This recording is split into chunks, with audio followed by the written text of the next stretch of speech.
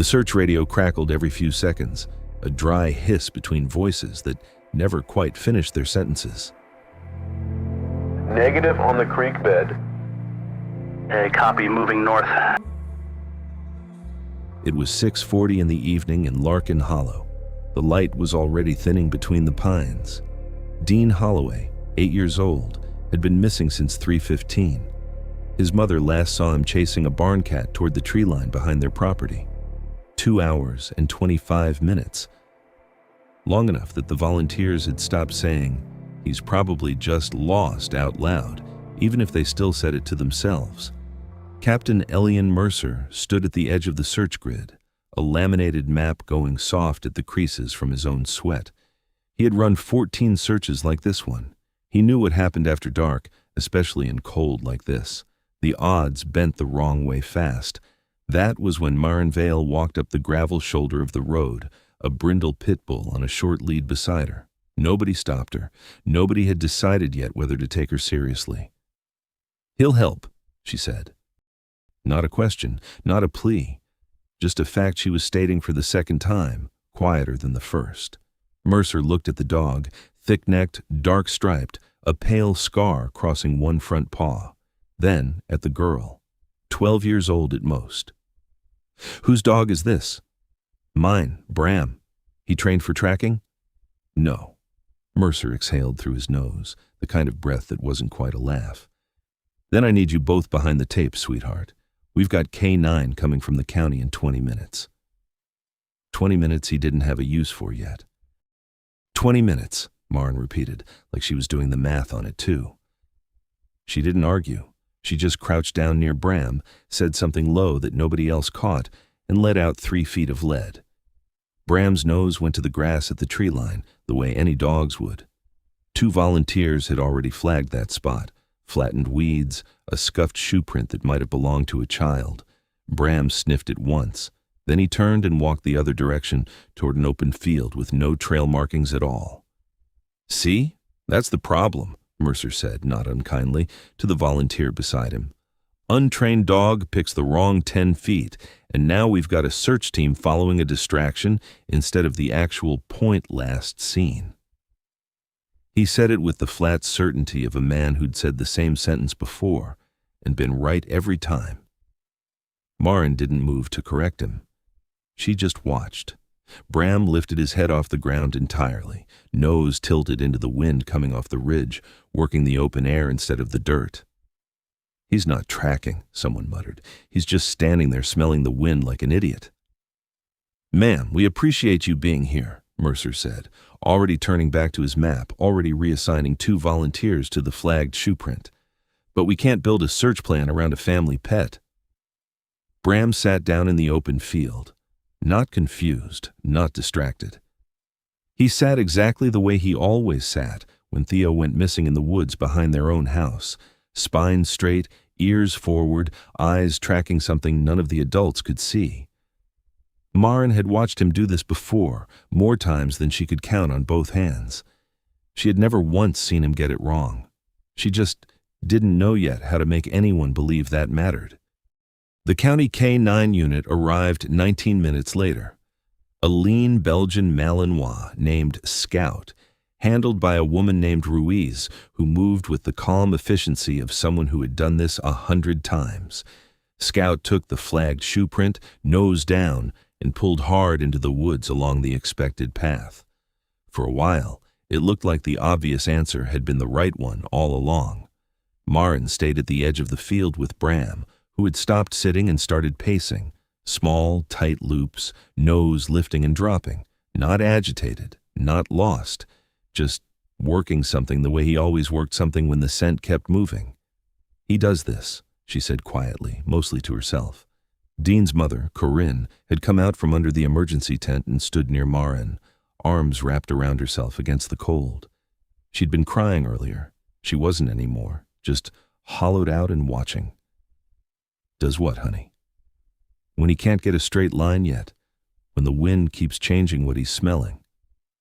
Maren kept her eyes on Bram. He did this every time Theo wandered off. He'd walk around like he was confused, and then all at once he wasn't. Corinne looked at the dog, then at the tree line where Ruiz and Scout had disappeared, then back at the dog. She didn't say anything. She just stood there, caught between wanting to believe every possible thing that might bring her son back, and knowing that a stranger's dog and a stranger's daughter weren't supposed to be the ones who found him. 40 minutes passed. Scout's trail went cold at a drainage ditch half a mile in. Ruiz radioed it in, calm and professional, already recalibrating. Mercer walked the ditch line himself, jaw tight. 14 searches had taught him that cold trails at water crossings meant one of two things, and neither was good news this late in the day. That was when a gust came down off the ridge, cold enough that 2 volunteers turned their collars up against it, and Bram's head snapped toward it like a compass needle finding north. He didn't circle this time. He walked, fast and low, angling away from the ditch, away from the flagged shoe print, away from every path the search grid had marked as probable. Marin let the lead out and followed. For the first time, Corinne followed too, 3 steps behind, saying nothing. "Ma'am," one of the volunteers started. "Let her go," Mercer said. He hadn't meant to say it. He was still looking at his map, at the cold trail, at the 2 search corridors that had both come up empty. It wasn't hope, exactly. It was the same 20 minutes he'd drawn a line around earlier, spent now on a question he hadn't budgeted time for. Why does the dog only move like that when the wind shifts? Bram led them along the field's edge, past a fence line, toward a stand of trees nobody had flagged, because it sat outside the original search radius entirely. He stopped there. Sat again. Same posture as before, spine straight, eyes fixed on something past the tree line. "That's outside the grid," Mercer said, catching up, breathing hard. "That's 400 yards past anywhere a 7-year-old could reasonably—" "8," Corinne said quietly. "He's 8. Mercer stopped talking. Marin crouched next to Bram, watching the same fixed point he was watching. "He did this by the creek behind our house once. Everybody thought Theo would have gone downstream, because that's the way water goes. Bram walked us straight up the hill instead. Theo was up there the whole time, sitting under a fallen tree, waiting for somebody to come get him." She looked up at Mercer. "Nobody trained him to do this. I just noticed he's never been wrong." Mercer looked at the tree line, then at his map, where that stand of trees sat just outside every line his team had drawn. He didn't say he believed her, but he didn't call the volunteers back to the grid either. "Ruiz," he said into his radio, "I need Scout redeployed to a secondary sector. I'll send coordinates." It still wasn't trust. Not yet. It was just Mercer spending the 20 minutes he'd sworn he didn't have on a dog who kept being right about the wrong things. Moments like this remind us how much dogs communicate before we ever understand what they mean. And if you're dealing with challenges with your own dog, or you simply want to understand their behavior more clearly and give them a calmer, better life, I left a resource in the description that may help you start seeing those signals differently. Past the fence line, the trees grew close together. Wet leaves swallowed their footsteps, and flashlight beams cut across bark and shadow. Bram didn't slow down here the way dogs usually slowed in thick brush. He moved with the same low, committed posture he'd had in the open field. No circling, no doubling back. Marin had seen this exact gait exactly twice before in her life, both times behind her own house, both times it had ended the same way. "He's not smelling the ground," Ruiz said, jogging up alongside with Scout now working a secondary pattern behind them. "He's holding his head at almost a 45. That's air scent behavior." "Meaning what?" Mercer asked. "Meaning the trail on the ground went cold because the ground isn't where the information is anymore. Air scent travels downwind from a source and pools depending on terrain. Dogs that read it well can pick up a person from a distance, off the ground trail entirely." Ruiz kept her eyes on Bram.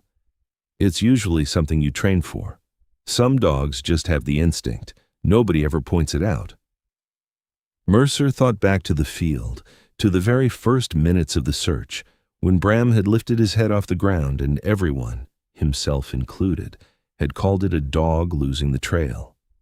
No one had considered the opposite, that Bram had found a better one. The circling, Mercer said slowly, in the field. That wasn't him being lost. He was probably working the scent cone, Ruiz said, trying to find the edges of it before he committed to a direction. It looks like confusion. It's actually caution. Maren, a few feet ahead with the lead, didn't turn around, but she said it quiet enough that only Corinne, walking close behind her, really heard it. That's what everyone always thinks when he does it, that he's lost. He's never been lost. Corinne's breath caught, a small broken sound she tried to swallow. The ground began to slope upward, away from the ditch, away from the low water where every human instinct said a wandering child would drift. Bram's pace quickened without becoming frantic. His nose stayed up. His tail was low and still, not wagging, not distressed, just working. Then he stopped. Not the sitting stop from before. This was different, planted, low, his weight shifted forward, the muscles along his shoulders drawn tight. He didn't bark. Maren had told Mercer earlier, almost as an afterthought, that Bram rarely barked when he found Theo. He just goes quiet and stares, like he's telling you without making noise. Mercer felt that detail land differently now than when she'd first said it. Back at the field, it had sounded like a small fact about a family pet. Standing here, watching Bram go utterly silent and still, it was the last piece of a signal he'd been failing to read all night. The absence of noise had never meant the absence of an answer. The flashlight swept along the line of Bram's fixed gaze, past a fallen log furred with moss into a shallow hollow half hidden by low branches, and found a small shape curled against the cold, one arm tucked under his head. Still. For one raw second, nobody moved. Then Corinne was past all of them, on her knees in the wet leaves, and Dean's eyes opened. Dazed, cold, frightened, but opened. The sound that came out of her wasn't words, just his name, over and over, into his hair. Mercer stood back, breathing hard, looking at Bram. He had sat back down the second Corinne reached her son, tail finally moving. Task complete. He wasn't guessing, Mercer said, mostly to himself. The whole time, he wasn't guessing once. Ruiz was already crouched beside Dean, checking his pulse, talking to him in the low, steady voice of someone trained for exactly this. Mild hypothermia. He's responsive. We need to move him now. As volunteers came crashing through the trees behind them, radios lighting up with the news, Mercer looked back at the field they'd left behind, at the flagged shoe print that had sent Scout the wrong way, at the ditch where the ground trail had died, at every decision his 14 years of training had told him to make. Every one of those decisions had been reasonable. Every one of them had also been wrong, and the only creature on that hillside who'd been right from the very first minute had been treated, for most of that time, like an inconvenience to be managed. Dean was carried out on a stretcher, wrapped in a silver thermal blanket, already starting to move again by the time they reached the ambulance. Mild hypothermia, a scraped shin, dehydration. The paramedic said he'd be fine by morning. Corinne rode with him, still holding his hand through the blanket, still not quite able to stop touching his hair, like she needed to keep confirming he was real. Back at the field, the search grid emptied out slowly. Volunteers coiling rope, folding tables, everyone moving through the strange quiet that comes after panic finally stops. Mercer stayed near the fence line longer than he needed to, watching Maren crouch beside Bram, running her hand along the scar on his front paw, the way she must have done 1,000 times before, without an audience. "How long has he done this?" Mercer asked. "The scenting, the circling before he commits." "Since he was maybe 2, Maren said. "My little brother used to wander off behind our house, not far, just enough to scare my mom." She shrugged like this wasn't a story she'd expected an adult to actually hear. "Bram always found him. He'd sniff around, look confused for a while, then get quiet and just go. Straight there. Nobody trained him for that. No, I don't think anybody even noticed, really. It was just Bram being Bram. She looked up at Mercer, not defiant, not proud, just tired, the way a person gets after being right about something nobody wanted to hear. I wasn't trying to prove anything today. I just knew what it looked like when he was about to be right. Mercer crouched down slowly, closer to Bram's level than he'd been all evening. The dog watched him without tension, without the wariness Mercer half expected from an animal that had spent the last 2 hours being underestimated by everyone around him. Bram just looked steady, grounded. The same dog he'd been reading wrong since 6:40, never inconsistent, just unread. I read his circling his failure, Mercer said, mostly to himself. I read his head coming up off the ground as him losing the trail. I read his silence at the end as him having nothing to say. He shook his head. He wasn't inconsistent. I just didn't know what I was looking at. Rui said dogs like him usually get trained for that, Marin said, the wind stuff. They do. Mercer looked at Bram a moment longer. He just figured it out on his own, and he kept doing it, even when nobody understood what he was showing them. He straightened up, and for the first time all evening, something in his face wasn't procedure or fatigue. It was something closer to respect, offered plainly. You did good tonight, both of you. Marin nodded, quiet, and looped the lead a little tighter around her hand. Bram leaned his weight gently against her leg the way he always did when a long day was finally easing into a quiet one. 3 weeks later, Larkin Hollow's volunteer search and rescue unit added a new working dog to its roster of trained scent teams. He came in through the side door, so to speak. No formal certification yet, no academy pedigree. Just a brindle coat, a pale scar across one paw, and a girl who'd spent years learning to read him before anyone else thought there was anything to read.